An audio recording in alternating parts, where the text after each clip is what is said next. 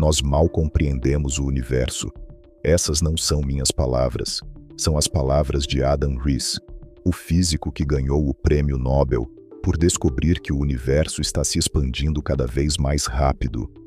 Um homem que passou a carreira inteira medindo o cosmos. E ele não está sendo dramático. Ele está lendo os próprios dados e nos dizendo, com toda a clareza, que algo no nosso modelo da realidade não fecha. Por quase um século, a cosmologia descansou sobre uma única estrutura elegante. Chamamos de modelo padrão, um conjunto de equações que descreve tudo, desde a fração de segundo, depois do Big Bang. Funcionou perfeitamente por décadas, explicando observação após observação com um nível de precisão quase suspeito. E então o telescópio James Webb foi ligado. O que o Webb encontrou não confirmou o nosso entendimento, complicou, em alguns casos, contradisse. E quanto mais fundo olhamos com esse telescópio, mais largas as rachaduras se tornaram. O problema começa com um número. Ele se chama constante de Hubble e mede a velocidade com que o universo está se expandindo agora. Não no passado, não num futuro teórico. Agora, hoje, neste momento. Você pensaria que um único número assim seria fácil de determinar. 2 métodos, 2 equipes, mesmo universo, mesma resposta. É assim que a ciência deveria funcionar. Não funcionou, e essa não é a primeira vez.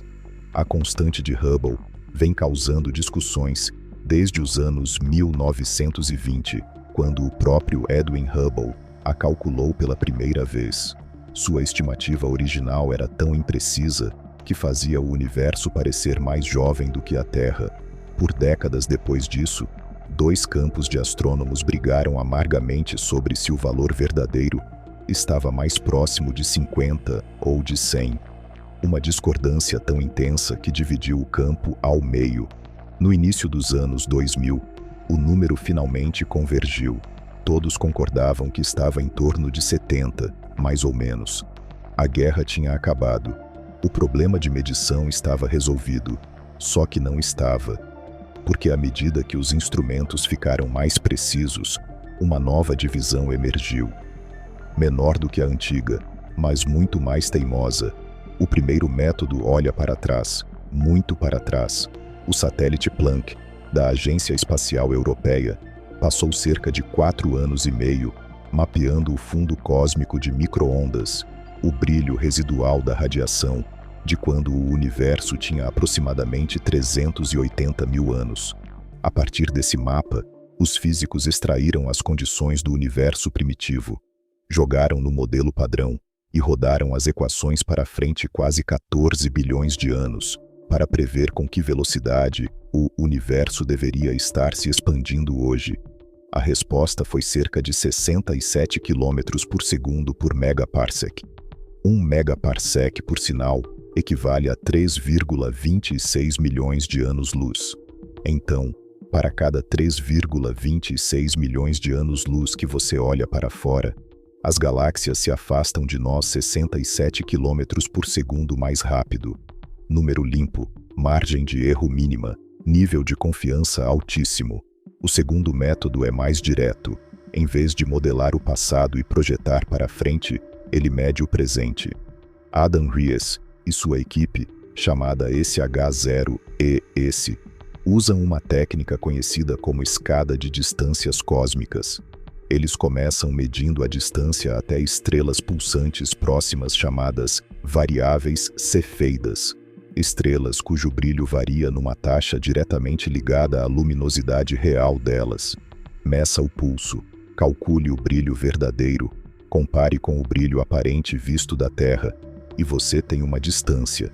A partir daí, eles avançam para galáxias que contêm tanto cefeidas quanto um tipo específico de estrela que explode chamada supernova tipo 1A. Essas supernovas são úteis porque todas explodem com aproximadamente o mesmo brilho máximo. Então, uma vez calibradas com as cefeidas na mesma galáxia, você consegue localizá-las em galáxias a centenas de milhões de anos-luz de distância e calcular até onde essas galáxias estão. Combine isso com a velocidade com que elas se afastam, e você tem a constante de Hubble. A equipe de Rees obteve 73, não 67, 73. 6 km por segundo por megaparsec a mais do que o modelo padrão prevê. Isso pode soar como erro de arredondamento. Não é. Num campo onde as medições são rotineiramente precisas dentro de 1%, uma diferença de 8 ou 9% entre dois métodos independentes é enorme. É a diferença entre um universo com cerca de 13,8 bilhões de anos e um que pode ser mais de 1 bilhão de anos mais jovem. Muda o tamanho do universo observável. Muda a velocidade com que as galáxias se separam. Muda potencialmente a natureza da energia escura, que vem empurrando tudo para longe desde o final dos anos 1990. Pense no que isso significa por um segundo. Se o universo está se expandindo mais rápido do que o nosso melhor modelo prevê, então, tudo que vem abaixo dessa previsão muda. A idade do universo fica menor. As distâncias entre aglomerados de galáxias mudam. A linha do tempo de quando as primeiras estrelas se acenderam, quando os primeiros elementos pesados foram forjados dentro de sóis moribundos, quando as condições para planetas, química e eventualmente vida se tornaram possíveis, tudo muda. Você não está apenas ajustando um botão no painel, você está redesenhando toda a história de tudo que já existiu. Por um tempo, os cientistas assumiram que alguém havia cometido um erro. A teoria mais popular era o crowding estelar. As variáveis cefeidas tendem a viver nos discos densos e empoeirados de galáxias mais jovens. Quando o Hubble as observava, suas câmeras às vezes misturavam a luz de estrelas próximas, fazendo as cefeidas parecerem mais brilhantes do que realmente eram. Cefeidas mais brilhantes significam distâncias calculadas menores. Distâncias menores significam uma constante de Hubble mais alta. Se você conseguisse corrigir essa mistura, o argumento dizia, a tensão relaxaria. Então Rees apontou o telescópio espacial James Webb para as mesmas estrelas. O Webb orbita o Sol a cerca de 1,5 milhão de quilômetros da Terra, bem além da interferência da atmosfera e da radiação térmica do nosso planeta. Seu espelho dourado de 6,5 metros coleta luz infravermelha com uma sensibilidade que faz o Hubble parecer um óculos de leitura. Se algum telescópio pudesse resolver isso, era o Webb. A expectativa entre muitos no campo era que o Webb suavizaria a tensão, que sua visão mais nítida revelaria a mistura, corrigiria as distâncias e traria a constante de Hubble de volta para a linha do modelo padrão. Alguns astrônomos já estavam redigindo o obituário da crise antes dos dados chegarem. Afinal, as câmeras infravermelhas do Webb conseguem atravessar poeira e aglomerações com uma precisão que o Hubble nunca teve. Se o crowding fosse o problema, o Webb mostraria. As cefeidas pareceriam mais fracas pelos olhos do Webb. As distâncias se alongariam e a constante de Hubble cairia de volta para 67. Crise resolvida. Não foi o que aconteceu. O Webb confirmou os números do Hubble. Não aproximadamente, quase exatamente. As cefeidas parecem as mesmas. As distâncias se mantiveram. A taxa de expansão ficou em 73. No início de 2024, a equipe SH0ES publicou um artigo nas cartas do Diário Astrofísico, anunciando que agora havia abrangido toda a gama de observações de cefeidas do Hubble com o Webb, se estendendo até uma galáxia chamada NGC 5468, a cerca de 130 milhões de anos-luz da Terra, 1000 cefeidas em 5 galáxias hospedeiras de 8 supernovas. A conclusão foi inequívoca. Erro de medição podia ser descartado com altíssimo nível de confiança. Rees foi direto. Com os erros eliminados, o que resta é a possibilidade de que nós tenhamos mal compreendido o universo.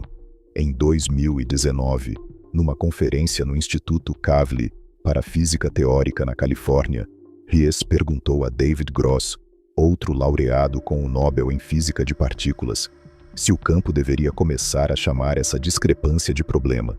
Gross o corrigiu. Disse que não deveriam chamá-la de tensão e não deveriam chamá-la de problema. Deveriam chamá-la de crise.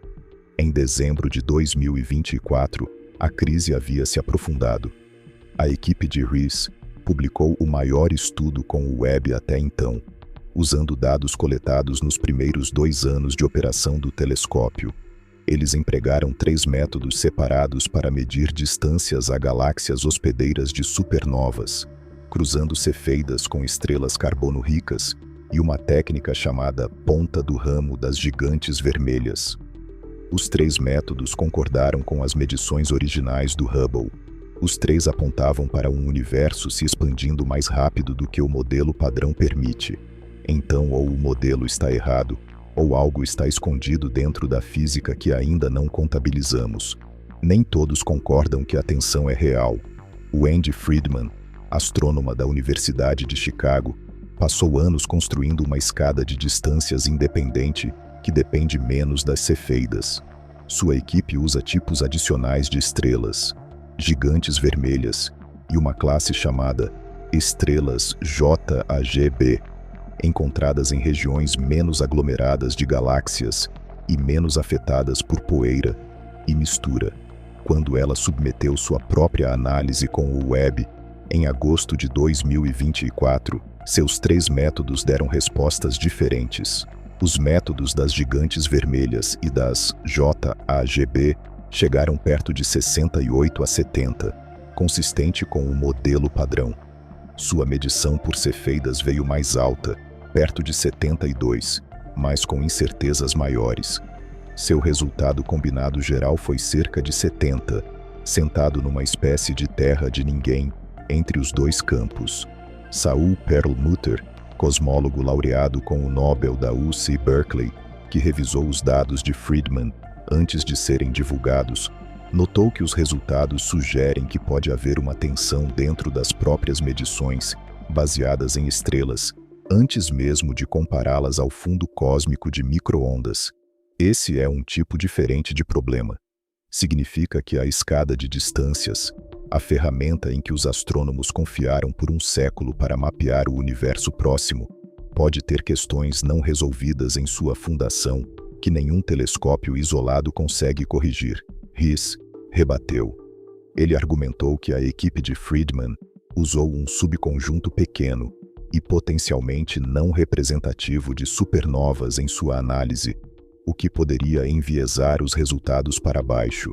A discordância entre os 2 campos se tornou uma das rivalidades mais acompanhadas da física moderna. 2 equipes, ambas brilhantes, ambas cuidadosas, ambas olhando para o mesmo céu, chegando a conclusões diferentes sobre o que o céu está dizendo a elas.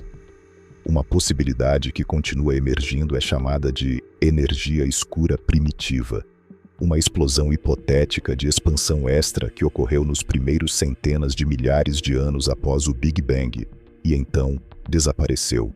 Se algo assim aconteceu, mudaria as condições do universo primitivo o suficiente para deslocar a previsão do Planck para cima, mais perto de 73, sem quebrar as outras coisas que o modelo padrão acerta. Mark Kamionkovsky, cosmólogo de Johns Hopkins que ajudou a desenvolver essa ideia, a comparou a o universo receber um chute inesperado logo após nascer, uma cutucada que teria se propagado por 14 bilhões de anos de expansão, alterando levemente a taxa que medimos hoje. Ninguém sabe se a energia escura primitiva é real, ninguém a detectou, mas é uma das poucas ideias que poderia resolver a tensão de Hubble sem demolir todo o resto que funciona. A tensão por si só já seria suficiente, mas o Webb entregou um segundo golpe. Quase assim que o telescópio começou a observar, ele encontrou galáxias no universo primitivo que não tinham o que fazer lá.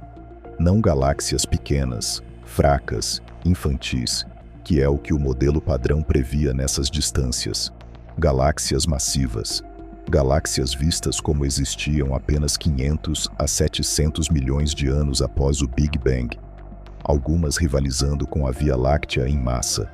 Uma galáxia que levou nossa própria vizinhança 13 bilhões de anos para construir, havia aparentemente se montado em menos de 1 bilhão. Mike Boylan Couching, astrônomo da Universidade do Texas em Austin, fez as contas num estudo publicado na Nature Astronomy. Ele mostrou que 6 dos candidatos a galáxias mais antigas e massivas observados pelo Webb empurravam os limites absolutos do que o modelo padrão permite. Para formar galáxias tão pesadas tão rápido, quase cada átomo disponível nos halos de matéria escura ao redor delas teria que ter se convertido em estrelas. Num universo normal, essa taxa de conversão fica em torno de 10%. 90% do gás simplesmente nunca chega a formar nada. Está quente demais, ou é expulso por radiação, ou simplesmente deriva. Essas galáxias parecem estar operando com 100% de eficiência, como uma fábrica que de alguma forma transforma cada pedaço de matéria-prima em produto acabado, com zero desperdício. A física não funciona assim, em nenhum modelo que qualquer pessoa havia construído. A reação inicial foi de alarme. Se galáxias tão massivas realmente se formaram tão rapidamente, então ou nossos modelos de formação galáctica estão profundamente incompletos, ou o próprio modelo padrão de cosmologia precisa de revisão. Alguns físicos propuseram que novas partículas ou forças podem ter existido no universo primitivo, acelerando a formação de estrelas, além de qualquer coisa que os modelos atuais preveem. Então veio uma correção. Catherine Swarovski, estudante de doutorado também na Universidade do Texas, liderou um estudo publicado em meados de 2024 que reexaminou os dados. Ela descobriu que muitas das galáxias aparentemente supermassivas estavam sendo enganadas por seus próprios buracos negros. Essas galáxias, apelidadas de pontos vermelhos pequenos por causa de sua cor e tamanho compacto, tinham buracos negros que estavam devorando gás rapidamente. O atrito de todo aquele material caindo os aquecia a temperaturas extremas, e esse calor irradiava para fora como luz, muita luz, se misturando com a luz estelar da própria galáxia, de bilhões de anos-luz de distância, pelas câmeras do Webb. Uma galáxia com um buraco negro faminto no centro parece quase idêntica a uma galáxia com 10 vezes mais estrelas. O telescópio vê brilho, e brilho normalmente é um indicador confiável de massa. Normalmente. Nesses casos, o buraco negro estava fazendo o trabalho de bilhões de sóis, inflando o tamanho aparente da galáxia como uma lanterna colada a uma vela. Uma vez que esses pontos vermelhos pequenos foram removidos da amostra, as galáxias restantes cabiam dentro das previsões do modelo padrão. Steven Finkelstein, orientador de Swarovski, foi direto. Não há crise em termos do modelo cosmológico padrão, ele disse, pelo menos não das galáxias. Mas a história não terminou de forma limpa. Mesmo após remover os pontos vermelhos, aproximadamente o dobro das galáxias massivas que o modelo padrão espera permaneceu. Não o suficiente para quebrar o modelo, mas o suficiente para curvá-lo. Swarovski sugeriu que as estrelas podem ter se formado mais rápido no universo primitivo do que se formam hoje, que as condições mais densas logo após o Big Bang tornaram mais difícil para o gás escapar durante a formação estelar, permitindo que o processo se acelerasse. Uma explicação razoável, mas que ainda requer ajustes em como pensamos que as galáxias cresceram. E então, no início de 2025, o Webb encontrou mais uma coisa, uma galáxia espiral massiva, rapidamente apelidada de Big Wheel, que existia dentro dos primeiros 2 bilhões de anos do universo. Estrutura espiral leva tempo para se desenvolver, requer crescimento relativamente calmo e ordenado, não as fusões caóticas que você esperaria num universo jovem. Temia Nanayakara, um dos astrônomos que a descobriu na Universidade de Tecnologia de Swinburne, disse que a galáxia ou montou sua massa de uma forma incomumente organizada, ou formou a maioria de suas estrelas no lugar, sem as colisões violentas que tipicamente constroem galáxias grandes. Qualquer explicação desafia o pensamento convencional. Enquanto isso, uma equipe separada em Cambridge usou o Webb para estudar mais de 250 galáxias da mesma era e encontrou o padrão oposto. A maioria delas eram sistemas caóticos, turbulentos, irregulares, que ainda não tinham se assentado em discos rotativos suaves. Então, o universo primitivo continha tanto galáxias adolescentes bagunçadas, quanto pelo menos uma espiral notavelmente madura, coexistindo na mesma época. Isso não é uma contradição que o modelo padrão resolve facilmente, e nada disso aborda as galáxias alongadas. Um estudo publicado na Nature Astronomy, no final de 2025, liderado por Álvaro Pozo e incluindo pesquisadores do MIT, Harvard e Taipei, descobriu que muitas galáxias jovens observadas pelo Webb aparecem curiosamente esticadas, como charutos cósmicos.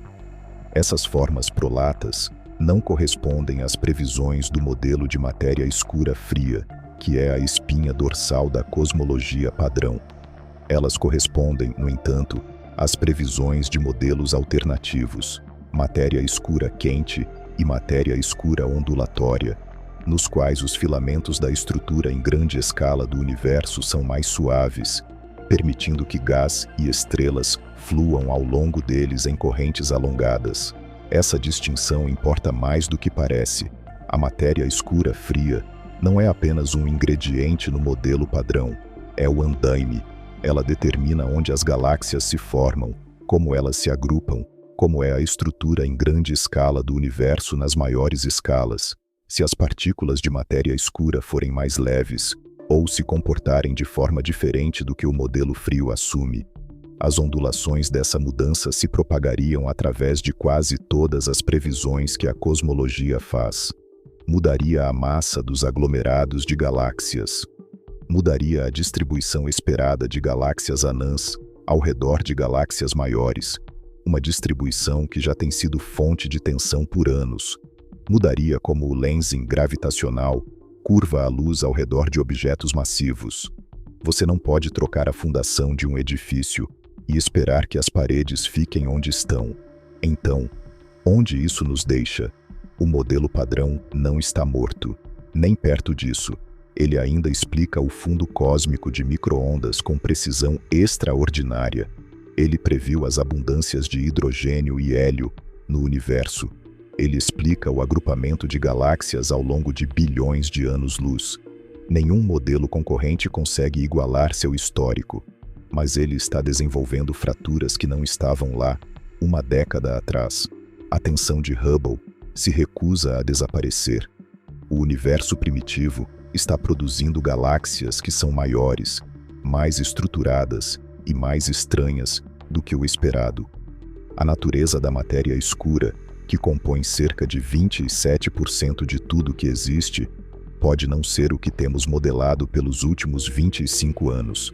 E a energia escura, os 68% do universo responsáveis pela sua expansão acelerada, permanece um nome provisório para algo que não conseguimos identificar, medir diretamente ou explicar. Há até uma segunda tensão mais silenciosa que a maioria das pessoas nunca ouviu falar.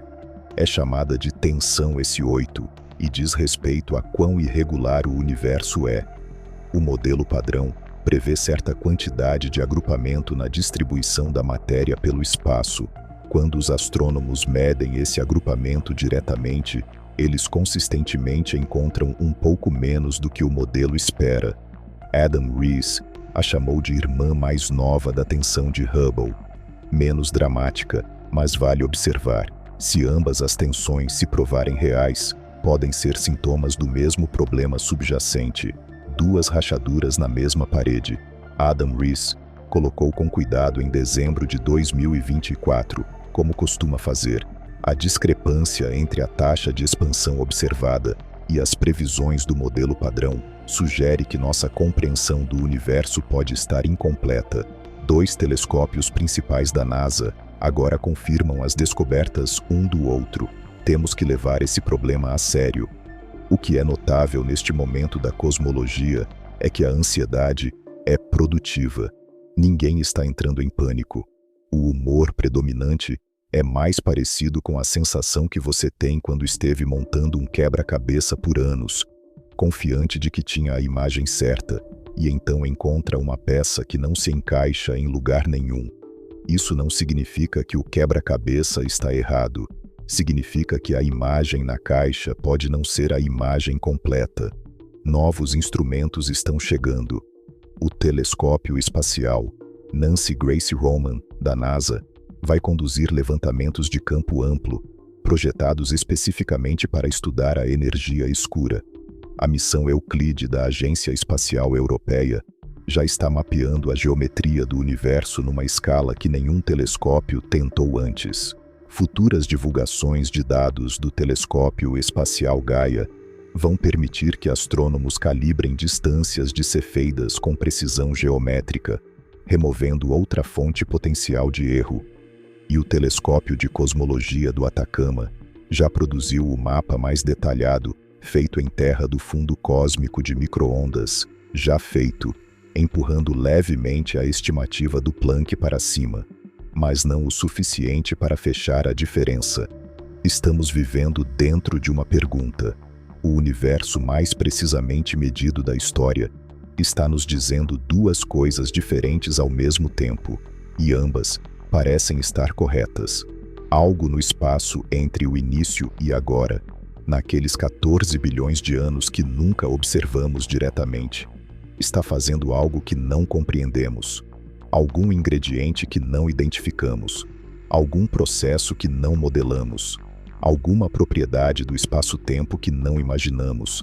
A cosmologia já esteve aqui antes. Nos anos 1990, o campo quase entrou em colapso sob o peso de uma contradição diferente. Medições sugeriam que o universo era mais jovem do que suas estrelas mais antigas. Isso não fazia sentido. As estrelas não podiam ser mais velhas do que a coisa dentro da qual viviam. Então veio a descoberta de que a expansão do universo estava acelerando, impulsionada pela energia escura, e toda a imagem se encaixou. O que parecia um defeito fatal acabou sendo a sombra de algo enorme que ninguém havia visto ainda. É isso sobre as crises na física. Elas parecem fins. Quase sempre acabam sendo portas. Se você pudesse de alguma forma se colocar fora do universo e observar este momento, veria uma espécie num pequeno planeta rochoso, orbitando uma estrela comum nos subúrbios de uma galáxia de tamanho médio, usando espelhos e matemática para discutir se a realidade está se expandindo 6% mais rápido do que deveria, e ficando genuinamente perturbada com isso. Isso é absurdo ou magnífico, e eu acho que pode ser as duas coisas. Isso não é um fracasso. Honestamente, é o oposto. É assim que parece quando uma ciência chega ao limite do que sabe e continua avançando. O universo não está quebrado. Nosso mapa dele é apenas incompleto. E a próxima versão, quando chegar, vai ser mais estranha e mais bela do que qualquer coisa que já desenhamos até agora. Obrigado por assistir, e eu te vejo no próximo.